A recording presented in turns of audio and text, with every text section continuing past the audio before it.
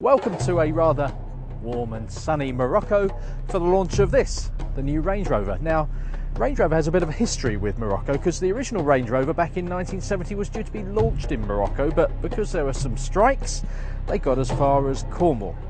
So here we are, 40 odd years on for this, the fourth generation Range Rover.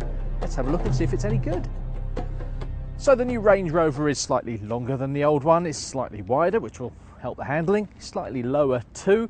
It's a lot lighter, about 420 kilos, which will help everything from the ride and the handling to the economy and the emissions. But there's a lot of the old Range Rover in the new Range Rover. There's some new technology.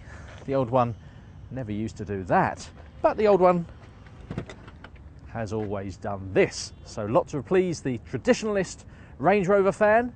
Let's have a look inside. Her Majesty the Queen is a Range Rover owner and a big Range Rover fan, but like owners of the previous model, she's probably moaned about the lack of rear space and how difficult it is to get in. So, here we go. This car sits on a longer wheelbase than before, so legroom is much improved and access is improved too, although it's still not fantastic back here. There is a long wheelbase Range Rover on the way. What is great is this full-length panoramic sunroof. It's a wonderful thing, really brightens up the cabin, and an option I think is well worth ticking on the options list.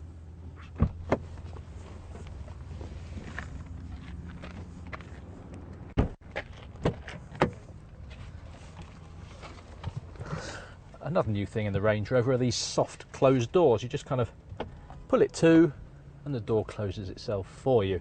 Inside, Range Rover have really up the luxury notch quite a substantial amount. The quality of materials is even better than before. You've still got a TFT screen, but they've taken away 50% of the buttons, which means a lot of it is dealt with on this touch screen, which looks really fancy. And it's got all the electronic gadgets and gizmos that you would expect, including a rather fabulous 1700 watt Meridian Hi-Fi. But what matters most is what's under the bonnet, and there is a new 3-litre V6. Yes, only 3 litres V6 engine, so let's just see how that goes, shall we?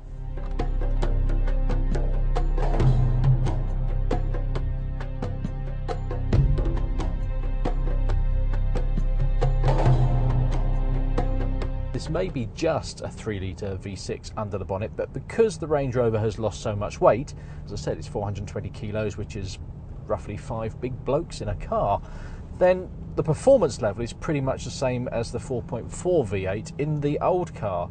I also really like the characteristics of this engine. It's really smooth, it's quite responsive, it doesn't have the sheer grunt of the 4.4 V8, but it has real economy benefits. Land Rover is claiming an average combined figure of 37.7 mpg. Now in the real world you'll probably be getting around 30, 32, but believe it or not, that's about the average that most people seem to be getting in the much smaller Evoque. As I said, performance is pretty good. It does miss out on some of the oomph that the V8, which is still available, has. I drove that car yesterday and it turned into something of a sports car. The car's a wider track, and the V8 gets some clever gizmos around the rear differential of the car to make it sit flatter. You don't get that in this, but I don't think you need it. So it's wider, it handles really well. It's no sports car, it still feels like a big tall car, but so much better than before.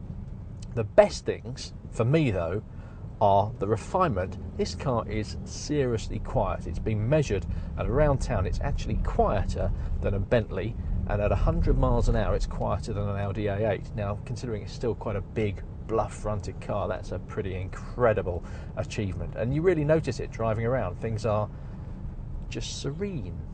Land Rover have really upped the serenity level in this car. The other thing is how this car glides. Now, we've driven it, as you can probably see, over some pretty horrible terrain over the past few days, and yes, a Land Rover, a Range Rover, will take you into places that you just wouldn't dream of taking a car, and all the while you're in this kind of big comfy living room, which is just amazing. But on normal roads, I'm talking pretty rubbish British roads, this car will glide in a way that it hasn't glided before. Again, it's up the serenity level.